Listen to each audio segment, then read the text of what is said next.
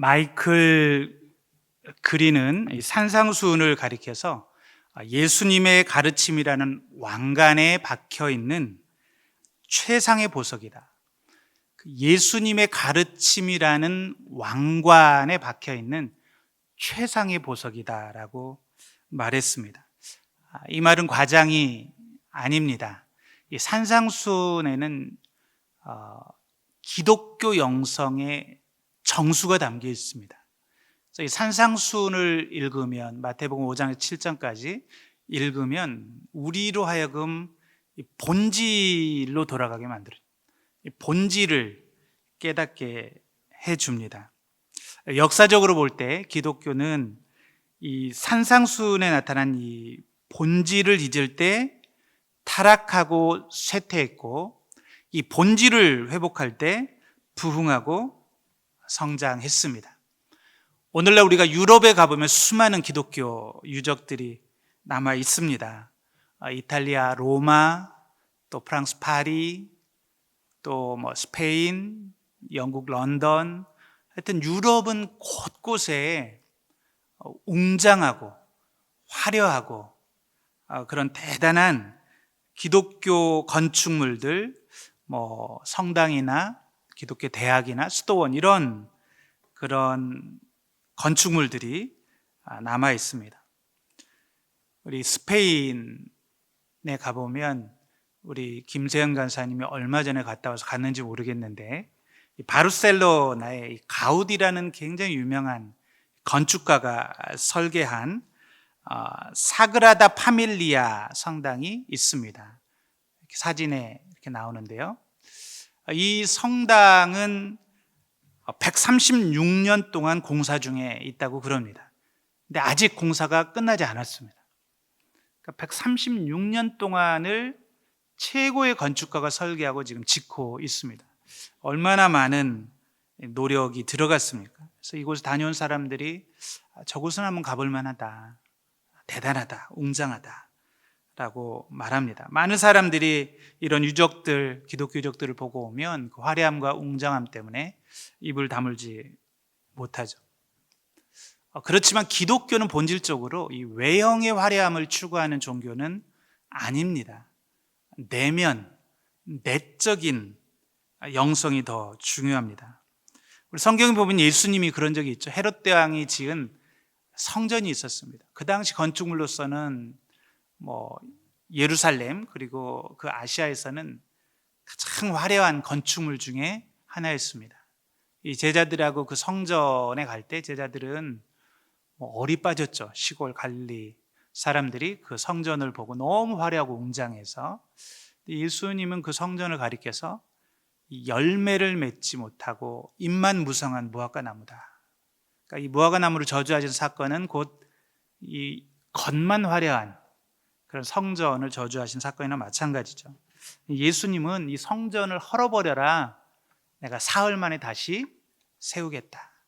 그러니까 외적인 건축물이 아니라 예수님은 본인이 십자가에 죽고 다시 살아날 것을 가리켜서 말씀했죠. 예수님 자신이 성전이고 성도들의 모임이 곧 성전이다 라고 말합니다. 이렇게 기독교는 외형의 화려함을 강조하지 않습니다. 안타깝게도 오늘날 우리가 유럽의 교회들에 대해서 많은 얘기를 하죠. 유럽의 교회들이 이미 본질을 잃어버리고 쇠퇴하고 있다. 유럽의 기독교가 이 하나님의 말씀, 이 성경을 하나님의 말씀으로 믿지 못하고 예수 그리스도만이 유일한 구원의 길이라는 그리스도 유일성을 포기하고, 그러다 보니까 기독교에 대한 확신을 잃어버렸어요.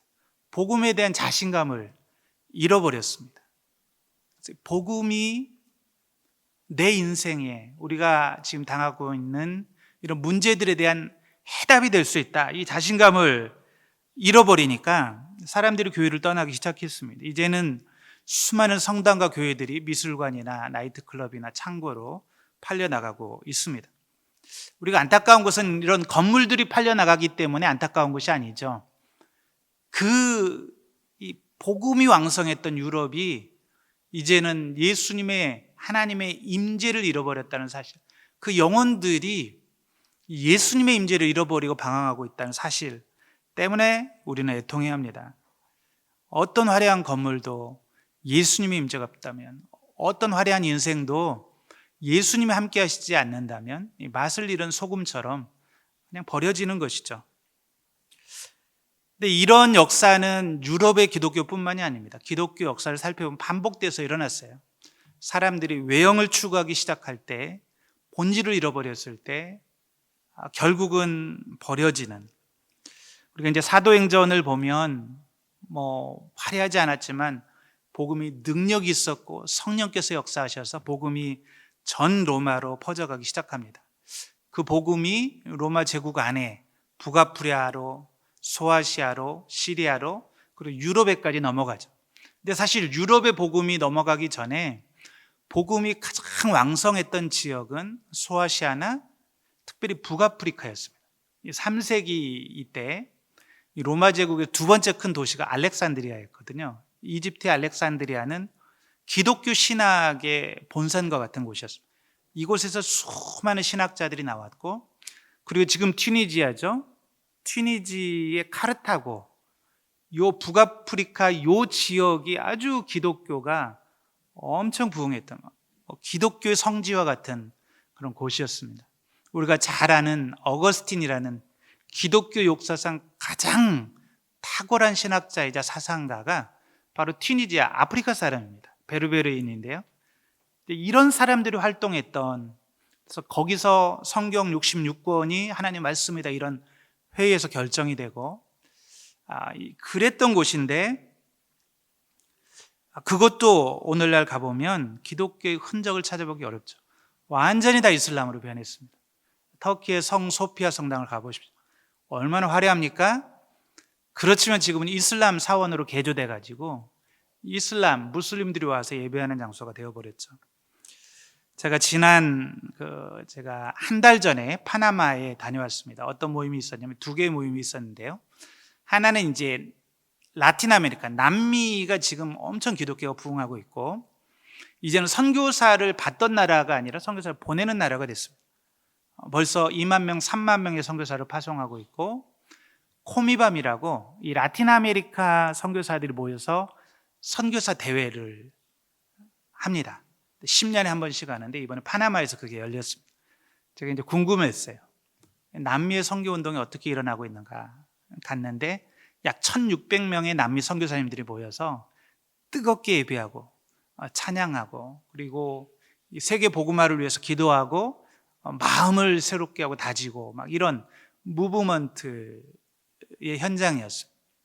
그 모임이 끝나고 그 다음에 코알라라고 크라이스트 오브 라틴 아메리카, 아시아, 아프리카 그래가지고 이제 비서구, 서구가 아닌 비서구의 지도자들이 한 50여 명이 모이는 모임이었어요. 아프리카 지도자들, 아시아, 라틴 아메리카가 모여서 같이 우리가 함께 힘을 모아서 세계 선교를 이루기 위해서 무엇을 어떻게 해야 되느냐 이런 논의를 하는 자리였습니다. 그래서 여러분들이 앞에 나와서 발제를 하고 발표를 하고 듣고 토론하고 이런 시간이었는데, 아프리카의 지도자 한 분이 나와서 케냐 분이었는데 이제 발표를 했는데, 그분이 그 얘기를 하는 거예요. 제가 눈이 번쩍 뜨였는데, 그분이 아프리카는 옛날에 기독교가 흥황했던 지역이 있습니다. 특별히 에티오피아나 북아프리카는 기독교의 중심과 같은 곳이었습니다. 그러면서 아까 그 튀니지아 얘기를 하는 거예요. 그런데 3세기, 4세기 때 그렇게 흥황했던 그 지역이 어떻게 하루아침에 이슬람으로 다 변했는가? 기독교가 쇠퇴한 세 가지 이유를 얘기를 하는데, 첫 번째로 그분이 얘기했던 게 이제 자기의 기독교적 유산에 대한 자부심, 프라이드 때문이었다. 그리고 두 번째가 분열이다, 디스유니티, 분열이다, 기독교 안에. 그리고 세 번째가 잘못된 가르침, false teaching, 말씀대로 가르치지 않고 잘못된 가르침들이 흥황할 때 사람들이 교회를 떠나기 시작했다는 거예요. 근데 그 얘기를 듣는데 사실은 제가 좀 뜨끔했습니다. 어떤 포인트에서 뜨끔했냐면 프라이드, 자부심.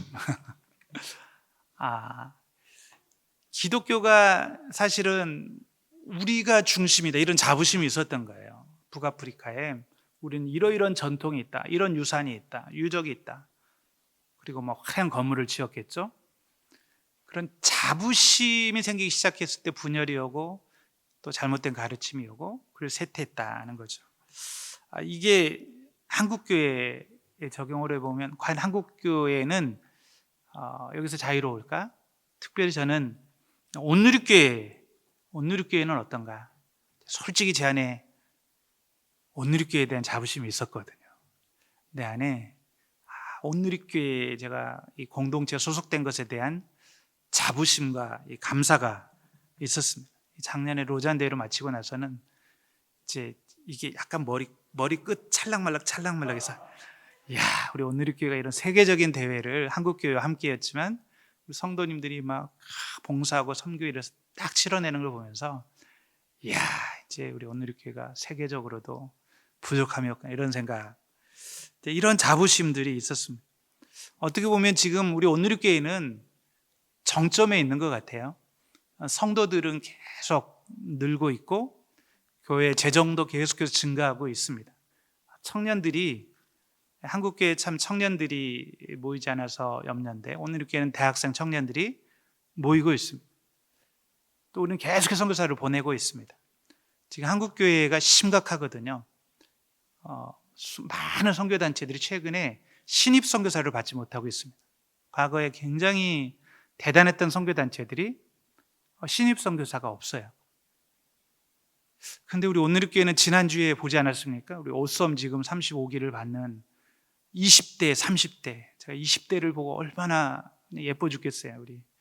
제가 그래도 선교사님한테 예쁘다는 표현을 써서 죄송한데 20대 지금 선교사 후보가 있고 30대가 있고 40대가 있고, 그러니까 은근히 우리 온누리교회에 대한 이 자부심 같은 게 있는 거예요. 이게 찔린 거죠. 지금 현재 영정 온누리교회에서 지금 이제 일부 안 보이는 얼굴들이 있죠. 이분들이 지금 이번 주 일주일 내내 7개 나라에서 171명의 지도자들, 외국 지도자들이 온누리교회를 배우고 있습니다. 온누리교회 모든 프로그램들, 교회로 목회 철학, 액주식구 비전, 선교, 그리고 각 사역 본부들 사역을 배우고 있습니다. 그러니까 많은 지도자들이 온누리교회를 배우겠다고 지금 오고 있습니다. 내년 프로그램은 벌써 물어봐요.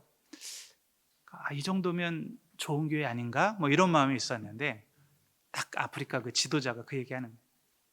과거에 쇠퇴하고 망했던 교회들이 다 그런 마음이 있었다는 거예요.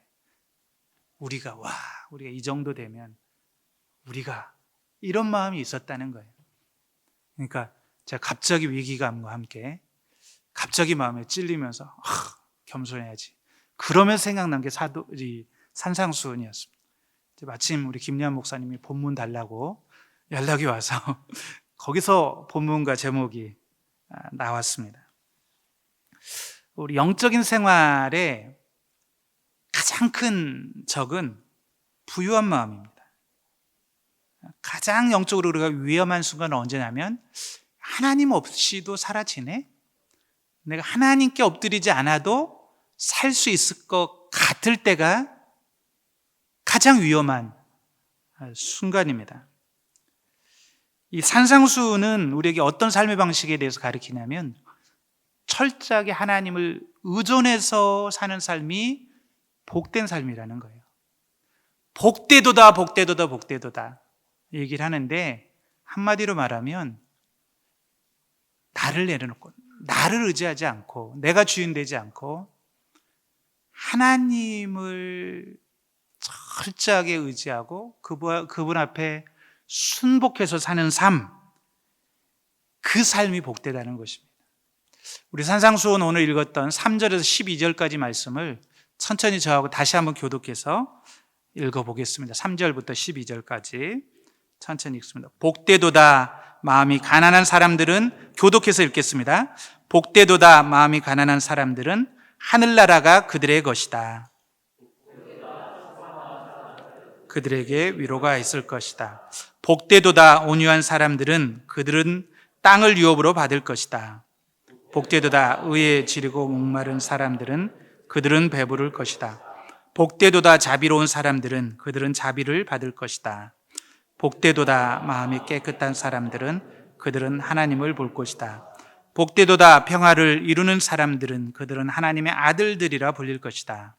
복되도다 의를 위해 핍박을 받는 사람들은 하늘나라가 그들의 것이다. 복되도다 나 때문에 사람들의 모욕과 핍박과 터무니없는 온갖 비방을 받는 너희들은 기뻐하고 즐거워하라. 하늘에서 너희들의 상이 크다. 너희들보다 먼저 살았던 예언자들도 당했다. 아멘. 그러니까 세상에서 우리가 기대하고 바라는 축복이라고 생각하는 삶의 방식과는 많이 다르죠. 복되도다 마음이 가난한 사람들은 어떨 때 우리가 마음이 가난해집니까? 모든 게 부족함이 없을 때 우리가 마음이 가난해집니까? 아니죠. 고난이 있고 어려움이 있고 억압이 있고 이럴 때 우리의 마음이 깨지고 마음이 가난해지고 상하죠. 근데 예수님은 그 마음이 복되다는 거예요. 왜냐하면 그런 사람은 하나님 앞에 나아가서 하나님께 부르짖을 수 있기 때문에 그런 사람들에게 하늘나라가 천국이 주어질 것이다 라고 말합니다. 또 복되도다 슬퍼하는 사람들은 그들에게 위로가 있을 것이다. 슬퍼하는 사람들은 큰 상실을 경험한 사람들이죠. 상실을 경험한 사람들, 또 때로는 우리 자신의 연약함 때문에 내 안에 있는 이 죄 때문에 애통할 때도 있습니다. 내 안에 있는 죄에 대해서 애통해하고 상실 때문에 고통받는 사람들은 복되다. 그들은 하나님의 위로를 받을 것이다. 복되도다 온유한 사람들은 그들은 땅을 유업으로 받을 것이다. 우리는 온유한 사람보다는 내 기질대로 감정대로 살기를 원하죠. 온유한 사람들은 자기를 내려놓은 사람들입니다. 복되도다 의에 줄이고 목마른 사람들은 그들은 배부를 것이다. 의에 지르고 목마른 사람들은 왜 의에 줄이고 목마릅니까? 하나님께 대해서, 진리에 대해서, 의에 대해서 줄이고 목마른 사람들. 많은 사람들은 이 세상의 이 안락함과 부유함에 목마르죠. 이 세상적인 욕망에 목말라지만 그게 아니라 의에 줄이고 목마른 사람들이 복되다. 복되도다 자비로운 사람들은 그들은 자비를 받을 것이다. 우리는 자비보다는 복수하고 미워하고 이렇게 하기를 원하는데 용서하고 사랑하는 사람은 오히려 자비를 받을 것이다. 복되도다 마음이 깨끗한 사람들은 그들은 하나님을 볼 것이다. 우리는 너무 깨끗한 마음보다는 이 여러 가지 마음의 욕심 그리고 욕망을 가지고 살아가는 삶을 더 원합니다. 그냥 둥글둥글하게 그렇게 살고 싶어 하죠. 복되도다 평화를 이루는 사람들은 또 복되다고 말합니다. 그러니까 다 하나하나가 보면 또 나 때문에 모욕과 핍박과 터무니없는 온갖 비난을 받는 너희들은 기뻐하고 즐거워하라. 의를 위해서 핍박받는 사람들 다 보면은 내가 중심이 되고 내가 주도하고 내가 주인 되어서 살아가는 모습이 아닙니다. 나를 내려놓고 내가 깨어지고 내가 상하고 그래서 내가 없어지고 그 안에 하나님이 주인 되어 사는 사람들, 하나님께 철저하게 의존하고 하나님을 의탁한 사람들, 이런 사람들을 예수님은 복되다고 말합니다. 복되다고 말합니다. 왜냐하면 그들은 결국은 하나님으로부터 이 세상에 속하지 않은 하늘의 위로와 하늘의 자비와 하늘의 기쁨과 하늘의 능력을 맛볼 것이기 때문에 그렇다고 말합니다. 근데 이거를 우리가 의지적으로 하려고 그러면 이 산상수훈은 사실은 참 어렵습니다. 그러니까 내 본성을 거슬려서 산다는 게 쉬운 일이 아니죠. 우리가 그러니까 산상수훈을 단지 관념적으로 이렇게 얘기할 때는 너무나 아름답고 너무나 고상하고, 와, 이 마태복음 5장 39절 나중에 이제 산상수훈에 또 보면 내 오른뺨을 때리거든 왼뺨도 돌려대어라. 내 오른뺨을 치거든 왼뺨마저 돌려대어라. 너무 이 말씀에 감동해서 막 많이 그러는데, 실제로 이게 현실에서 오른뺨을 탁 맞았는데 왼뺨을 딱 돌려대는 게 쉽습니까? 이거 어렵죠. 근데 더 나가서 뭐라고 그러냐면 5장 43절에서는 내 원수를 사랑하며 너를 박해하는 자를 위하여 기도하라. 이웃을 사랑하고 원수를, 이제 44절이군요. 원수를 사랑하고 박해하는 자를 위해서 기도하라. 이게 어렵죠. 사실 원수를 사랑한다는 게 어떻게 됩니까? 가능한 일입니까? 그러니까 이거를 현실에 우리가 적용해서 살려고 그러면 절망하게 됩니다. 우리의 본성과 너무나 다르기 때문에 이 기준이 우리에게는 너무나 높아 보이기 때문에. 근데 여러분, 우리가 그리스도를 따르면서 이 산상수훈의 삶의 방식을 피해서, 우회해서 갈 수 있는 방법이 있을까요? 제가 보기에는 없습니다. 정말로 나를 내려놓고 예수님을 내 주인으로 모시고 그렇게 고백하고 결단하고 헌신하고 이제 하나님의 왕권 앞에, 주권 앞에 자기를 의탁하고 살아가는 사람은 이 말씀을 회피할 수 없습니다. 그렇기 때문에 우리는 이 말씀과 평생을 씨름하면서 갈 수밖에 없는 거예요. 예수님이 또 말씀하셨죠. 마태복음 우리 16장 24절 말씀 같이 한번 읽어보겠습니다. 시작. 그때 예수께서 제자들에게 말씀하셨습니다. 누구든지 나를 따르려거든 자기를 부인하고 자기 십자가를 지고 따라야 한다. 누구든지 그랬습니다. 누구든지 예외 없이 나를 따르려거든. 그러니까 예수님 안 따르든지 아예 난 못하겠습니다. 무슨 말도 안 되는 소리입니까? 나는 그런 식의 삶 못 살겠습니다 하고 그냥 안 따르든지, 그렇지만 예수님을 따르기로 했으면 자기를 부인하고 나를 내려놓고 내가 주인 되지 않고 자기 십자가를 지고 예수님을 따라야 된다고 말합니다. 그래서 그런 얘기 하죠. No cross, no crown. 이 십자가를 지는 것 없이는 우리가 참된 축복, 참된 천국에 이를 수가 없습니다. 그래서 예수님 또 이렇게도 말해요. 그래서 예수님을 따르는 삶은 좁은 문으로 들어가는 삶이다. 마태복음 7장 13, 14절도 읽어보겠습니다. 시작. 좁은 문으로 들어가라. 멸망으로 인도하는 문은 크고 그 길은 넓어 그곳으로 들어가는 사람이 많다. 그러나 생명으로 인도하는 문은 좁고 그 길은 험해 그곳을 찾는 사람이 적다. 그러니까 적다는 거예요. 그러니까 좁은 문으로 들어가라고 제자들에게 말씀하시고,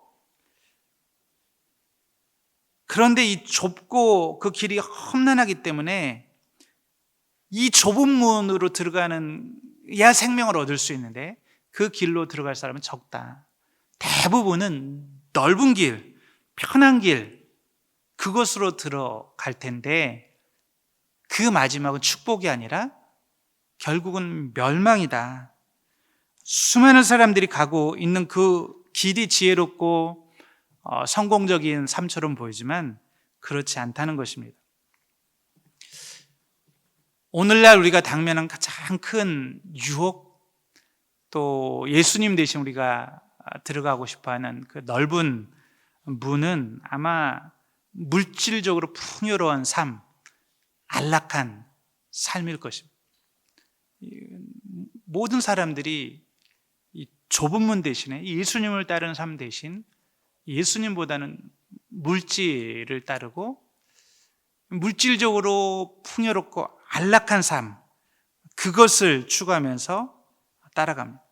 이 물질만 있으면, 돈만 있으면 어쩌면 하나님 없이도 살 수 있을 것 같고, 친구가 없어도 살 수 있을 것 같고, 심지어는 가족이 없어도 돈만 있으면 살 수 있을 것 같은 그런 유혹이 있습니다.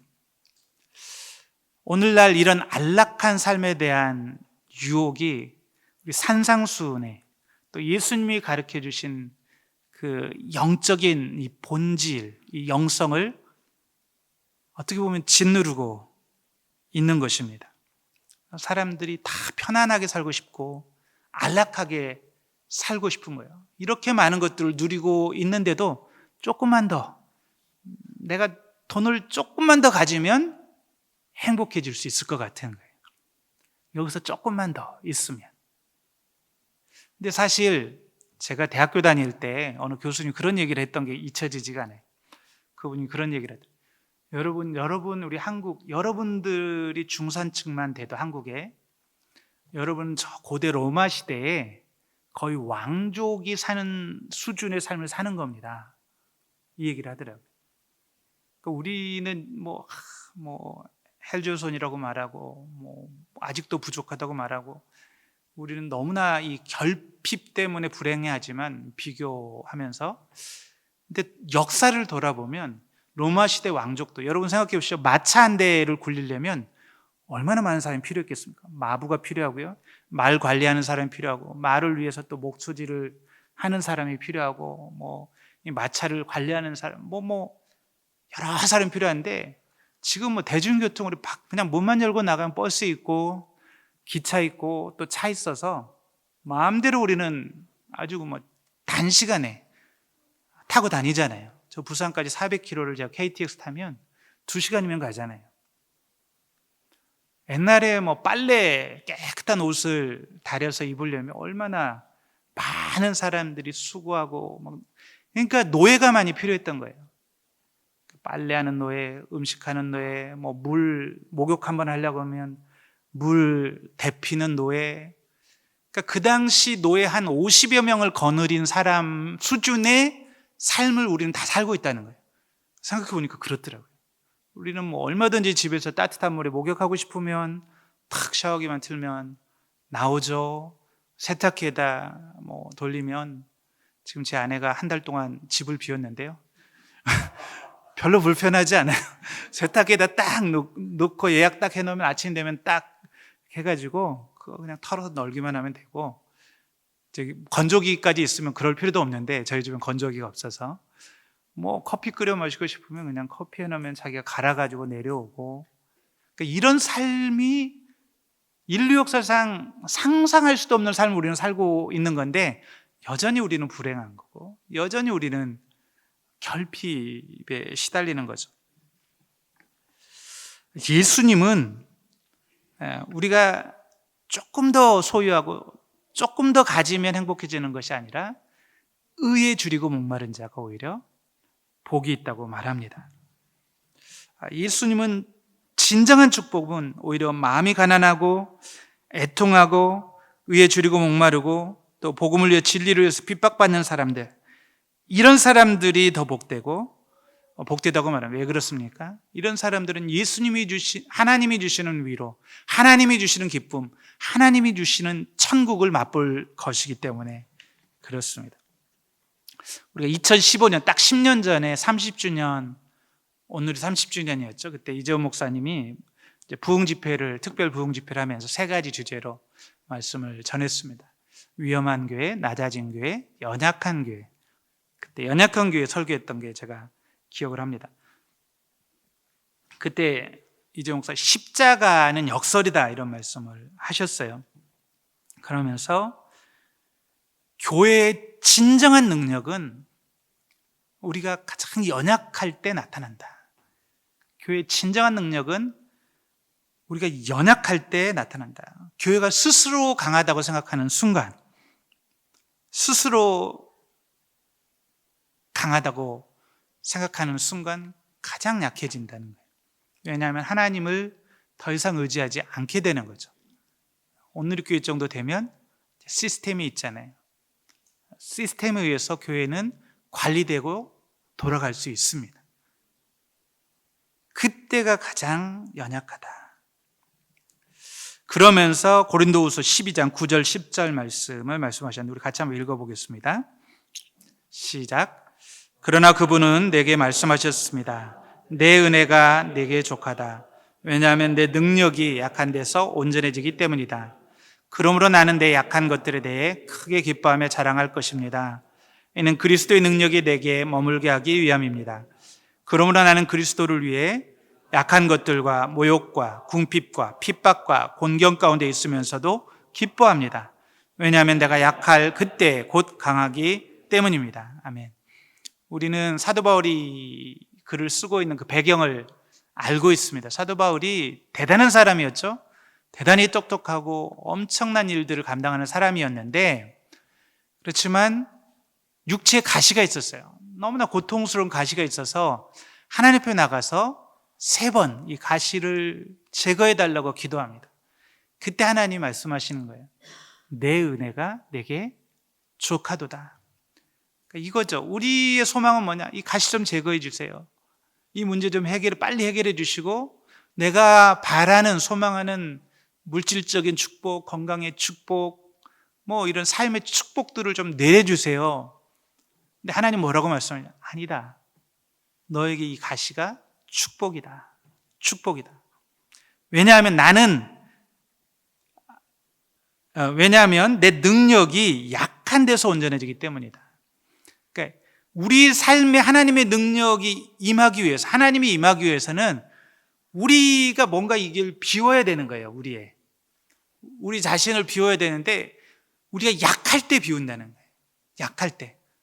우리가 꽉 차 있으면, 나로 꽉 차 있고 세상으로 꽉 차 있으면 하나님이 들어올 수 없는 거예요. 하나님 필요 없는 거예요. 그걸 깨닫고 나서 사도 바울이 자신의 이 영적인 비밀을 깨닫고 나서 너무나 기뻐하죠. 나는 내 약한 것들에 대해 크게 기뻐하며 자랑할 것입니다. 이게 어떻게 보면 산상수훈과도 통하고 기독교 영성의 어떤 핵심이라고 할 수 있습니다. 내 약한 것을 오히려 크게 기뻐하며 자랑할 수 있는 것. 왜냐하면 그럴 때 그리스도의 능력이 내 안에 머물 수 있기 때문인 그런 거죠. 그러니까 이제 이때부터는 사도 바울이 나는 그리스도를 위해 약한 것들과 모욕과 공핍과 핍박과 공경 가운데 있으면서도 기뻐합니다. 이 정도 경지가 되면 세상이 감당할 수 없죠. 그러니까 사도 바울이 사실 빌립보서에서 내게 능력 주시는 자 안에서 내가 모든 것을 할 수 있다 하는 거는 내가 슈퍼맨처럼 모든 걸 할 수 있어 이런 게 아니죠. 모든 환경과 상황 속에서 이제는 만족하면서 하나님을 의지하는 비결을 배웠다는 거예요. 그게 뭐예요? 감사죠. 나는 그리스도를 위해 약한 것들과 모욕과 궁핍과 핍박과 공경 가운데 있으면서도 기뻐합니다 라고 말합니다. 이것이 바로 산상수훈과 또 성경을 관통하는 우리가 붙들어야 될 영적인 비밀이고 비결입니다. 내가 약할 그때에 나는 가장 강한 존재가 될 수 있다. 왜냐하면 그때 하나님을 의지하고 하나님이 내 약함 속에 임재하실 것이기 때문에 그렇다. 이거는 우리의 삶의 모든 부분에 다 적용될 수 있습니다. 특별히 우리 선교사님들, 선교에 있어서도 마찬가지죠. 우리가 선교를 할 때 어떤 태도로 해야 되느냐? 약함의 선교를 해야 된다는 거예요. 최근에 많이 얘기하는 게 그거죠.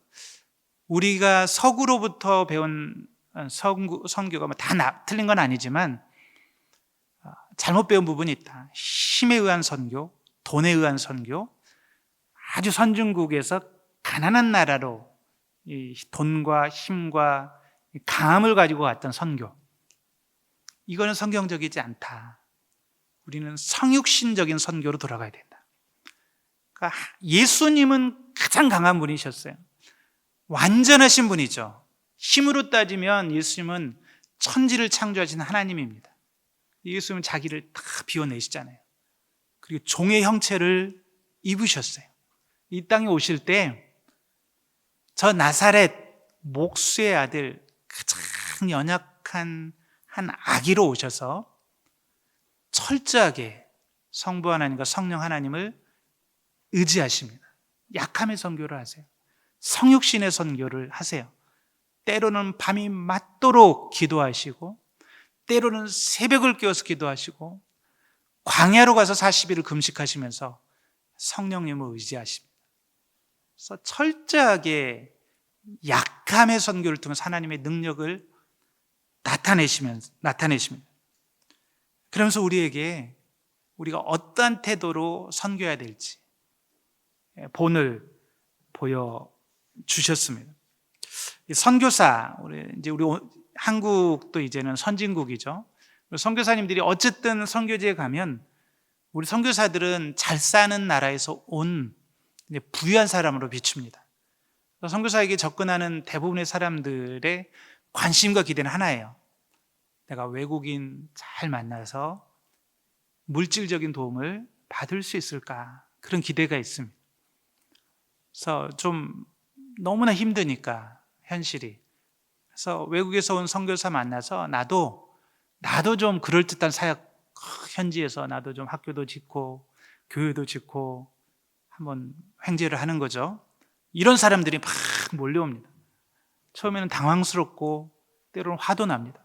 내가 간 것은 복음을 전하기 위해서 갔는데, 예수 그리스도의 이 복음의 비밀을 알리고 말씀을 전하기 위해서 갔는데, 그렇게 다가온 사람들은 저한테 전혀 그런 기대를 하지 않아요. 당신이 언어도 서툴고 뭐 그러면 뭘 한다고, 사역은 우리가 할 테니까 돈만 대라, 노골적으로 그렇게 얘기를 하더라고요. 여기서 잘 선택을 해야 됩니다. 선교사가 할 수 있어요. 그들이 기대하는 게 뭐 그렇게 큰 돈도 아니고, 사실 우리 한국 교회는 굉장히 제너러스합니다. 그래서 선교지에 너무나 비참하기 때문에, 너무나 어려운 사람들이 많기 때문에 그런 사람들을 이야기하고 호소하면 펀드레이징을 할 수도 있습니다. 그래서 가서 건물을 짓고 센터를 짓고 병원을 짓고 학교를 짓고 하면 또 한국에서는 와, 저 선교사님 능력 있다 이러니까 그 유혹 때문에 그렇게 하는 거예요. 근데 거기서 선교사들이 정말 조심해야 되는 거죠. 이게 정말 예수님의 방법인가? 이게 약함의 선교인가? 아니면 서구에서 뭐 다 그런 건 아닙니다. 근데 희생과 헌신이 아닌 힘에 의한, 돈에 의한 선교를 하는 것이죠. 현지인들을 그거는 스포일 시키는 겁니다. 그러니까 그들이 약함 속에 하나님의 능력을 경험할 수 있는 기회를 빼앗는 거죠. 그거를 선교사가 대신 다 해줘 버리면 그들은 쉬운 길로 가는 거예요. 아, 쉽네. 뭐 하나님 앞에 가서 매달리고 불안해하면서 부르짖고 매달리고 기도하고 이렇게 하지 않아도 선교사에게 충성하고 선교사에게 잘 보이면 와, 이렇게 교회도 지어주고 학교도 지어주고 병원도 지어주고, 그러면 이제 그때부터는 기도하지 않습니다. 현지인들이 하나님 앞에서 몸부림치지 않습니다. 선교소 주변을 얼쩡거리지. 서로 이해관계가 맞는 거예요. 선교사는 내가 선교지에서 이것도 있습니다, 저것도 있습니다, 보고할 게 있고, 한국교회 또 펀드레이징을 할 수 있고, 현지에 있는 사람들은 선교사 통해서 그런 걸 얻어서 현지에서 지도자로 행사할 수 있습니다. 영성이 없어도, 예수님 의지하지 않아도 와, 저 사람은 외국인을 잘 만나서 저렇게 막 대단한 사람이 됐구나. 이게 바로 이 선교의 대표적으로 우리가 하지 말아야 돼, 현지인들을 스포일시키는 그런 선교인 것이죠. 물론 제가 너무 단순하게 얘기한 것, 현지에서 재정을 쓰지 말아야 되는 그거 아닙니다. 갔는데 전쟁으로 부모를 다 잃어버리고 고아가 되어서 삶의 모든 기회를 잃어버린 아이들, 교육도 시켜주고 말씀도 전해주고 케어도 해주고 해줘야 되고, 재난을 당한 사람들 도와줘야 되고, 그러니까 우리가 하나님이 주신 물질을 나누고 플로잉해야 될 때가 있지만 정말 기도 많이 해야 되고 신중해야 된다는 것이죠. 이것이 그들에게 독이 될 것인가? 아니면 유익이 될 것인가? 정말 기도하고 생각하고 그렇게 해야 된다는 것이죠. 산상수훈이 우리에게 오늘 말씀을 통해서 들려주는 교훈은 진정한 복, 진정으로 복된 삶이 어떤 삶인가? 세상에 있는 것으로 채우고 우리가 더 편안하고 더 안락하고 더 부유한 삶을 추구하는 것인가? 아니면 더 철저히 하나님을 의지하고 하나님께 의탁하고 예수 그리스도가 말한 그 좁은 문으로 들어가는 삶인가? 그 결과는 아마 우리가 그 문으로 들어가 보면 알게 될 것입니다. 그 예수님을 만나고 천국을 경험하면 우리가 체험하게 될 것입니다. 그렇지만 성경은 분명하게 우리에게 말합니다. 마음이 가난한 사람들은 하늘나라가 그들의 것이다. 저와 여러분이 이런 약함을 자랑하는, 약함을 통해서 하나님의 능력을 경험하는 그 좁은 길을 걷는 사람들이 되기를 간절히 축복합니다. 기도하겠습니다. 살아계신 아버지 하나님, 우리가 예수 그리스도께서 우리에게 보여주시고 말씀해 주신 좁은 문으로 들어가기를 원합니다. 우리가 산상수훈의 말씀처럼 나를 자랑하지 않고 우리의 약함 가운데 하나님의 능력을 경험하는 삶을 살기를 소망합니다. 사도 바울과 같이 영적인 일치의 비결을 깨달아서 우리 안에 있는 고난과 고통과 문제와 슬픔을 오히려 자랑할 수 있는, 기뻐할 수 있는 그런 영적인 비밀을 깨닫는 그런 주님의 제자 되게 도와 주옵소서. 감사하며 예수님의 이름으로 기도드렸습니다. 아멘.